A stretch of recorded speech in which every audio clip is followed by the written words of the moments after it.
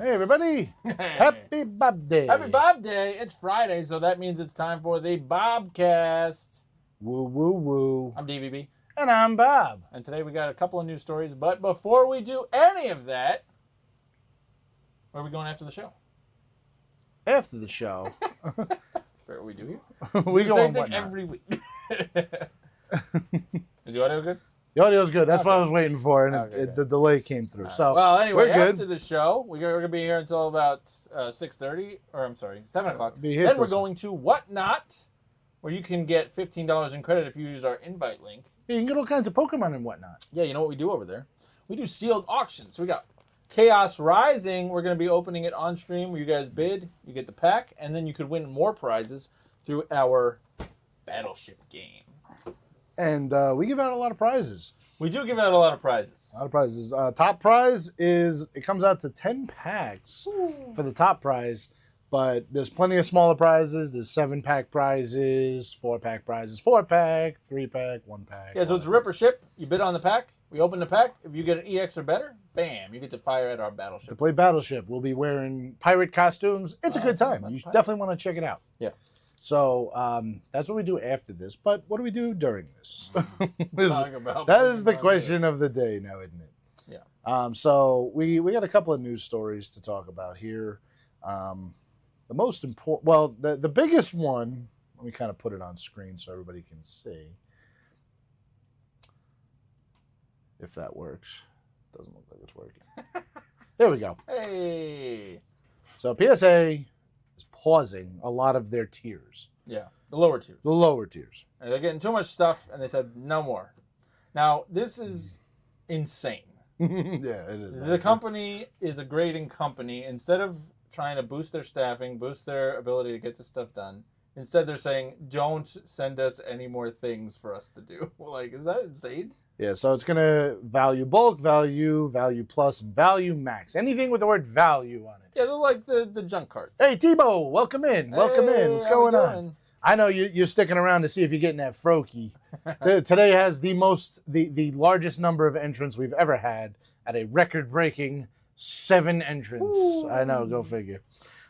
Yeah, so PSA, the biggest grading company, the one that everyone uses for Pokemon cards, pause it. Now, granted, okay, long time ago, you didn't send in $5 cards to get graded. No. Nowadays, people send everything in to get graded. Yeah, I mean, you're talking about millions of cards. So it is difficult, but you're talking about a giant company. They acquired one of their competitors with a bunch of cash, and they still haven't boosted their staffing levels to where they can handle the volume that people are sending in. I could see during COVID, but that was a long time ago. We're like 5 years out from COVID. They should be able to handle this by now. They should have been scaling. I mean, the business has been booming. You're going to tell me that you weren't aware that your numbers were... I mean, you're talking about you got 10 million cards in the queue. Yeah. If they were just hoarding cash and using it to buy their competitors, it means that they have no incentive to innovate. It means they know no matter what they do, people are still going to send their cards to PSA. Yeah, it's and it sucks because there's so many other grading companies, but whenever people ask me what they should send it to, my first question is, well, what's your plan? Yeah. If your plan is to sell it at some point, you got to put the PSA on it. Yeah. You just have to. I mean, unless you can get the black label, that's one thing.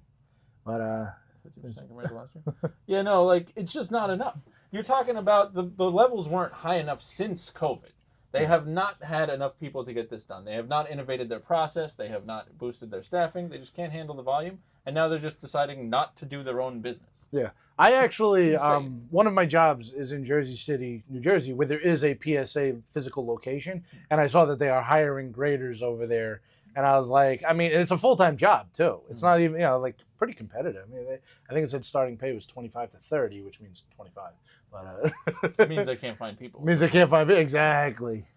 Keep up with the big TCG blow up. Yeah, Yeah. but that was, again, this is 2018, 2019 when things started to get crazy. And then during COVID, it got even crazier. Like, you had 5, 6 years to get up to date by. I was going to say, it definitely got worse in the last 2 years, but I think that boom was really a lot more for sealed products and scalpers. But there's been a Pokemon boom going on since COVID. There's no doubt about it. Like, it's been crazy. And You should have been scaling with the business. They were hoarding cash. Yeah. They were just hoarding cash. If you have enough money to buy one of your competitors out, it means you weren't doing anything. Yeah. It means you were just waiting for the opportunity to make money a different way. You know, and when you say competitors, it's not like Beckett was a small little, like, startup company. Yeah, like, they were a highly reputable company that they just purchased cash. Yeah. So, yeah, they as you said 3 times, I'll say it a 4th, they were just hoarding cash. They were making so much money that it didn't matter. And they weren't scaling the business. Now, there is something to be said for not trying to go too big because it is a boom. It is a bubble that may burst. But, I mean, you're talking about, as I said, you got 10 million cards in the queue. The average PSA submission is more than $20. So, you know, let's just kind of, and mind you, they upcharge you if they give you a good grade. So you're talking about a lot of money that has been sitting there, and they haven't even done any work for it yet. Yeah, and there's got to be ways that they could improve their process. Like, having everything hand-graded, there's no benefit to that. Yeah, and actually, from what I understand, there is a computer grade first. Oh, really? Yeah, it goes through a computer scan first so that the grader gets the report and then hand grades it. Now, the computer scan doesn't catch everything. Like, I've seen a lot of people say that, like, oh, if your card has, like, a surface crease, send it to Tag because their computer doesn't pick up, like, surface creases. Really? Yeah, and but don't quote me on that. You'd have to do your own research on yourself. But, like, depending on what kind of damage your card may have, there are certain companies you want to send it to. Like, it's more important to get the 10. If you can't get a black label, which very few cards will ever get a black label, if you can't get a black label, it's still important to get that 10 if possible. A Tag 10 is better than a PSA 9. Well, this is the craziest thing about grading. You can see the card. Yes. The fact that people chase the number makes no sense to me because at the end of the day, you can look at the card and decide for yourself if you like the way it looks or not. Yeah. Like, a 9 is only a 9 if you don't like the way it looks. If you like the way the card looks, just buy it. Like, why do you need it to have the number 10 on it? I just don't understand that. There's some bad 10s out there. Hey, Poly King.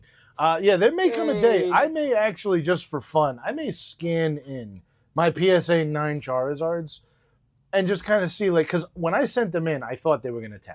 I didn't see anything wrong with it. I wouldn't have sent them in if I thought they weren't going to 10. Neither one of them hit a 10. So maybe I need to scan it in and get, you know, and I checked the center. I bought one of those cheap-ass, like, eBay centering tools, and I was like, the centering's good. So, I mean, it wasn't perfect, but it was within their 10 range. Like, I think they have a 60-40 on the front, and then their back is more liberal. I think you can have, I know one of them was 45-55, and I know it was 60-40. See, I like, you know, I don't know. I'm not a fan of any companies right now other than Beckett, Tag, and PSA, and each one has their own purpose. Beckett and PSA are if you're trying to resell.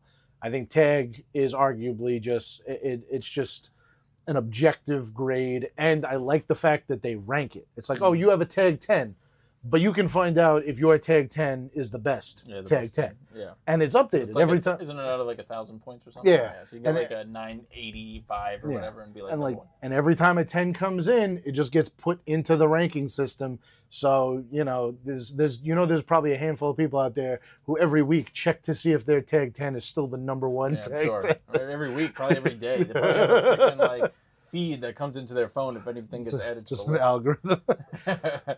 So another big news story, booster box and ETBs were being removed from vending machines. Yeah, I didn't have a chance to vet this. I just saw it on Reddit. Yeah. Do you know anything about this? Have you heard anything? I haven't heard officially, but I can most certainly believe it. There's been a lot of word going around with these vending machines. A lot of them are just going to be removed flat out. A lot of them already have been removed. My local one got removed like months ago. Now I'm wondering, I don't know anything about this. I don't know if you do. Is this like the company that had the store decided like we don't want to deal with this anymore? Or do you know the ones that are being company is like cutting ties with people? Yeah, the ones that were being removed were by the store decision. And that it just makes sense because there are so many machines where you're just encouraging loitering, and then sometimes you're actually dealing with you have to have the police involved because there are fights over this. You have there's a lot of customer complaints being sent in because they think employees are just taking everything on the overnight shift, which you'd be naive to think that nobody's tapping that machine. Mm-hmm. You know, I think they should stock them with not even like sleeved packs, just like raw packs. Well, they do that, but That's it. yeah, I just mean that should be all the just nothing but raw. You can't packs. resell raw packs that easily. It would probably kill all of that. I think it would, and there are videos online where you see guy tapping the machine, and you'll see the stock shows a bunch of raw booster packs, and he's still blocking the machine from other people using it because he's waiting for the ETB of the booster box to drop. So if they just remove them totally, I think this is strictly better for everyone. I mean, when we were kids, the only thing we had vending machines, we had like terrible options for vending machines for cards. Like as a kid, you didn't really understand that the repacks were total scams. Yeah, I know. But that's all we had. Mystery packs. Yeah. It was like you were either spending like $9 for a booster pack, and this is in like 2001, so the total ripoff, or you were buying a repack that was a guaranteed scam. Do you remember you used to get Yu-Gi-Oh packs in the mall? Oh my God, Do you Sports remember what Fever. You paid for those? Those I was probably paying, and I remember he had the cheapest price. I want to say he was selling them for like $7 a pack. Man. And this is Staten in Island Mall. This is in 2002, 2003, and he had the cheapest price going because also it was a mall stand, so there was no tax. Yeah. So it was like $7 even, and you got a pack. And every time we went to the mall, I was like, I gotta get a couple pack. You know, for anybody who hasn't like anybody who buys Pokemon online, be very careful.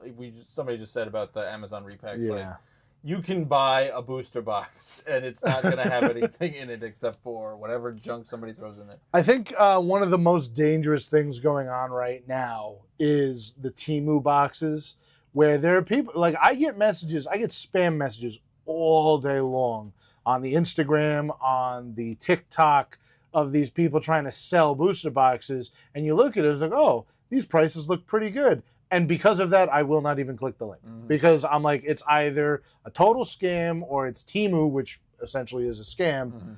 And I won't do it. I'm like, I know it's not legit. There's no way it's legit. Only trust Bob's Pokemart. Appreciate that. You can buy certain places, but you really have to pay attention to your vendors. Amazon is one of the worst places you can buy stuff from. Although the pre-orders are interesting because they have like a price lock guarantee with pre-orders. So if you order on Amazon, they keep track of the prices and you will guarantee get the cheapest price from the moment you place your pre-order to the moment it goes live. Whatever the cheapest price was, that's what you pay. I don't know how much that really matters in Pokemon, but in Magic that was really great because the prices could fluctuate a lot. Yeah, and it has been relevant in Pokemon too. I didn't pre-order, but I'm in all the groups where people talk about it. And sometimes you get it very close to MSRP because these are the initial waves. Now, granted, I would immediately, like, other than wave 1, I would never buy from Amazon. You still got to be careful with it. You got to make sure you know what to look for of the seals. Make sure that you know if something looks like it's been tampered with. Yeah, I'm just very. I try to avoid Amazon for Pokemon. It's just I avoid Amazon for most things. Another fun little, just shows the pettiness of the Pokemon community sometimes. Now, I think this is actually, because I've heard stories about Japan and people apologizing for the smallest inconveniences. Like, I think on the public transportation, they've apologized for trains being like 3 minutes late. Yes. Like, publicly. So I think this actually just speaks to Japanese culture. Like, they made an error on this Galiasapod? I don't even know how to say it. And apologized for missing one of its bands? It had, I believe it has one extra band, actually. Yeah, the bands are wrong. It's supposed to have 2 lines, not 3. So, as you can see, it's circled right there. There are 3 lines, but in this one, he only has 2. Yeah, so I think that just speaks to Japanese culture. It's just, it's silly. And it's not the first time this has happened either. The Candelore, you'll see the line goes past his eyes, and they had to apologize for that. Like, really? But once again, it is what it is. I'm sure some, just comments, I'm mortified and demand justice. But, this might not be sarcastic in any way. Person may be legit. Don't let it happen again. Gonna boycott forever. But yeah, I mean, I think it's a funny article, but I'm sure there are people out there who are just so purist that they're like, "Real? How did you draw the Pokemon wrong?" Yeah, unfortunately, that's the world we live in. Yeah. So I want to skip over the 30th right now, and I want to go to the banning of graded slabs. Yeah, we talked about this last week, but we didn't really have like official article, I don't think. Yeah. But yeah, we were talking about this. TCPI bans sale of graded cards, and then other Pokemon Center products. I think it even includes like the plushes and stuff too. Yeah. Include plush and TCG, and barring high-end items over $1,000. A lot of items over $1,000 will not even be allowed to be sold, which I think it's strictly a good thing, especially when you're talking about, this is a competitive tournament series. You don't need people just trying to basically make a quick buck, because now they usually have reputable vendors. It's not like Joe Schmo can get a table at regionals. But I'm sure it does attract certain types of people. Exactly. It also, like, if something gets stolen, at least there's a cap on how much it was worth. Exactly. Yes. People aren't losing 10 grand on 2 slabs disappearing from their table. Yeah. So if you look at the person who wrote this article, it's saying, I just flip cards. I don't know much about Pokemon. Talking to vendors, in the same event, spoke to 150 vendors on the floor. Most of them said they only entered the hobby within the last year because of the boom. So you're not talking about people who even are what you would say reputable vendors. You're talking about people who just realized they can make a quick buck. Let's get these people out of the community as quickly as possible. Yeah, it's just, I'm sure people, they look at these guys and they're in the same vein as whatnot streamers. And that's why I purposely made a video pointing out that we are not like other whatnot streamers. We're definitely not. We do not make any money at all doing this. Whatever we are, we ain't like anybody else. This has been a love hobby project for me personally, and DVB was so nice enough to come along the journey with me, and now he's the journey together. Yeah. Now he's so financially sunk into this that he can't get out. Oh, real quick before we move on to whatever we're talking about next, the one thing that I will say is I listened to a podcast with 2 guys. One of them is a vendor, and he was there were some kids going around at the venue trying to trade, and they didn't have anything good in their binder. All the other vendors were basically saying they didn't play the game when he talked to them, because they were just telling the kids, sorry, you don't have anything I'm interested in. He he played the TCG. He traded with them just one, to be nice to the kids, but 2, like they had some playable cards he was just gonna like pick up for himself. It's like what does it cost you, like $2-3 to help some kids out, have a good time? Yeah. Like vendors who aren't interested in the hobby are just not gonna do that type of stuff. Exactly. I mean, I'm very happy that there is a large community growing of YouTubers, because even though you have to assume some percentage of the YouTubers are doing it just for content, they're still doing nice things for people. What the motive is up to you. But like, you're talking about Beard Dad, Coop, Pokeshawn, Atomic Cards is another one that I love. There's so many, No Relax Shop, and they're those sorts of people. And my favorite kinds of videos are the ones where they try to get people to rip up the fake cards. And you can clearly see that the people were trying to rip you off. They're like, nah, I think I'm gonna hang on to it. Why? Why hang on to it? It's fake. You don't. And it's like, yeah, because you're a scammer. Like, you knew you were walking up with a fake card and trying to sell. It's probably not the first time somebody told them that it was fake. It's not like it's like I want to get a second opinion. No, probably 10 people told you it was fake. You're just trying to rip somebody off. And sometimes you'll even see it in the same video. They'll go up to another vendor, and that vendor will come over. That person just come up to you before. Yeah. So yeah. That Umbreon's totally fake. Yeah. Still fake. Well, still fake. No matter how many times you say it. Thank you, Chavda. We love you. So there's 2 things I want to talk about. We got the 30th celebration. So we have some artwork, 5 cards in the packs for the 30th celebration. But the most important thing, I think, a lot of people are excited about the future rares. Oh, are you? I'm not. I'm not. No, I do not like that. I love how this card is now, the Pikachu Zekrom is now spiking the old version. Really? I see people posted up on the line with the original version. They're like, $1 million. I know what I got. I know what I got. It's a joke, but the most important card, Squishy Face Pikachu, is the Smushichu. Yeah, even everybody saw this thing, knew that it's going to be now there's a Pikachu in every pack. So I don't know how rare any of them are. I don't know if it's just going to be, each one has the equal chance in the pack. But there are different. Some of them are more rare than others. Yeah, as I say, you can see there are different. There's the foiling.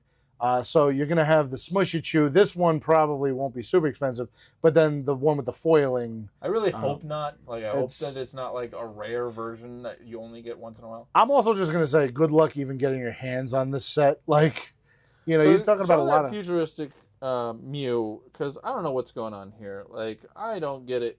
Like, people are excited about this. I don't love it. I don't know what's going on. I don't like it. I don't love it. I also, I think this is not really the greatest artwork from Mew. Yeah. Regardless, it looks like brain rot. That's what it looks like. Yeah. Like something somebody would post on YouTube that they made in, like, Blender. Yeah. Like, I don't know what's going on here. And on top of that, I think it almost looks like Mew's, like, you know, using a pacifier. Like, it doesn't even, like, it doesn't even really, like, I don't know. I guess, you know, Mew can take many forms. Now, from what people are saying to play the TCG, it's good enough that it might actually be worth something just from TCG's playing, as well as rarity. Yeah. But there was one card on the celebrations list. It was a reprint. Oh, it's the nighttime version of this guy. This? Yeah. I like that artwork. I think it's just a reprint. Zorua. This I think was in every celebration. These celebration cards are in like everything, but I like the Zorua artwork. I just hadn't seen it before because I wasn't around during the celebration years. So a lot of cool artwork. Once again, good luck getting your hands on this. It's gonna have 150 cards. So it's gonna be a pretty big set, but five card packs. You could be chasing your chase for a long time. You know, there was a big deal about having these cards wearing like a promo video for Japan. That Crystal Lugia is like a huge chase for a lot of people. It's a reprint though, right? It's a reprint, yes. It's just almost like lazy. I don't like it. But it's a celebration set, so I understand it. I mean, people were mad about XY Evolutions because it was a reprint set. People were mad about Base 2 because it was a reprint set. And, you know, now 10 years, 20 years later, look who's laughing at the people who collected it. I just feel like when you do these compilation sets, you should do something more exciting than reprint. But I think make reason a unique version. So like you might know this Crystal Lugia is like a $2,000 card. Okay. So there are a lot of Lugia fans who just know they're never gonna get their hands on this card. That's true, but why can't you make a different one?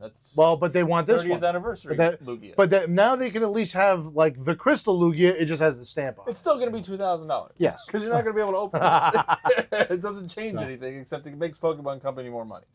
And then, we are running a little short on time. But one thing I want to touch on real quick though is the Jason Page story. Anybody who's been following the Jason Page story, he's been going around to conventions for a while now, basically selling his autograph for way more than what most people. Well, tell people who Jason Page is. Jason Page is the guy who sang the original Pokemon theme. I want to be the very best. He's saying that. So he's kind of had like a little bit of resurgence in the convention scene.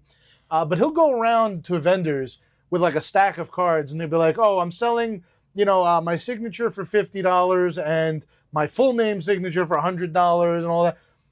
So that's like whatever. If you're a vendor, you could just say kick rocks. I don't care. But it happened last week where he traded a kid his signature for a fossil Gengar, like a vintage Gengar. And everyone is justifiably angry about it because it was a kid who like, what a kid needs a Jason Page autograph, and you took a card that is just its value can only go up. It's Gengar, it's vintage. Grow up, dude. Like that was so his career, I hope, is just gonna be totally ruined at this point because he ripped off a kid. Like how can you rip off a kid? I don't know how people were willing to pay anything for his signature, really, besides like maybe $5-10. I just don't understand. Well, I got excited when I heard he was coming back to conventions, but once I heard he wanted 50, 100, 150, I was like, yeah, no. Yeah, I don't get it. Like, I would want signatures from people like that. Yeah. Just I wouldn't be willing to pay $100 for it. Yeah, it was cool because he usually does a live performance at these. They usually pay him to do a live performance at these shows, and then he's walking around like ripping people off. As far as I'm concerned, he's ripping people off. Seems like it. So anyway, so that's a little bit. Yeah, it's very, especially once again, to a kid, to a vendor. They're grown adults. Most of the vendors there are trying to rip people off anyway, so I really don't care if he's approaching vendors. But like you went up to a kid and you took a kid's Gengar. So we're running a little short on time. So what do we have to do? We have to do our infamous and famous and less than famous pack battle. What do you want? Greninja or Floette? Floette. Floette? Floette. All right. So I know everybody in the chat's really just hanging around to find out if they're winning last week's Because last week had 2 illustration rares. Last week was good. Last week was probably the best pack battle we've had yet. What do we got here? All right, I got. Boom, boom. Ooh, and jumbo ice cream. A magnetic and OG. But That was the real hit. reverse foil, Bergmite, and Beldum. We got some ice cream for next week. And you know how you can win all this stuff? You got to answer our Alakazam question. What's our Alakazam question this week? Which Pokemon was absent from the trading card game for 20 years? Was it A, Kadabra, B, Jinx, or C, Farfetch? I actually know this one. Go figure. Yeah. But now, what we all came to see, what you're all hanging around waiting for. While he's pulling that up, remember, after this video is done, not while it's live, you're going to answer that question in the comments before next week's show in order to win all the cards that we just opened. So, who's getting this beautiful Froakie? Let's find out. Good stuff in there. It's 7 entrants this week. I've made tons and tons of spots. You didn't have time to get the show ready, but I don't think the wheel's on screen. Is the wheel on screen? No, the wheel isn't on screen. The wheel was... Well, it's going now. And Tebow! Tebow! That's your first win, I think, right? I think so. Hey, congratulations. Tebow finds 37260. You won all the cards we opened on last week's show. Yeah. So there was a Metang, a Froakie. I didn't change the screen. This is why I hate this. I hate the setup. You got the Froakie, the Metang. There was a reverse foil Ho-Oh in there. It was good stuff. That's probably the best pack battle we've ever had. And sorry. Next week there's Next jumbo week, ice cream. jumbo ice cream. Woo. So we got like a minute to prep for the Whatnot stream. We're now. going to go over there. We're going to do sealed auctions. Whatnot.com/invites/Bob's Pokemart to get your $15 in credit if you haven't signed up already. Join us there from 7 p.m. to 10 p.m. Eastern. We got giveaways. We got all sorts of cool stuff. We Tons got of stuff. Battleship. We Come got play Pirates. Come play Battleship with Pirates. us. There's pirate. We're gonna be pirates Spoiler over alert. there. There's pirates. There's Pirates. Lots of packs given away. I'm Bob, I'm DVB. and we'll see you over on Whatnot. Join us.